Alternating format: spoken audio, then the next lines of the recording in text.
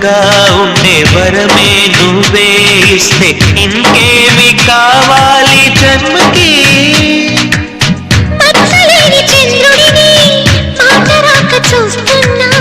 వరస కాని బంధుని చొరవ చేసి అంటున్నా, ఇంకెప్పుడు ఒంటరినని అనరాదని, నీకు సొంతం అంటే నేనేనని.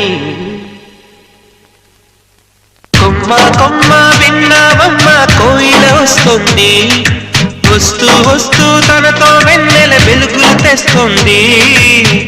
ఏవమ్మ మరుమల్లి తోరణాలు కడతావా, చిలకమ్మ ఎదురేగి స్వాగతాలు చెబుతావా.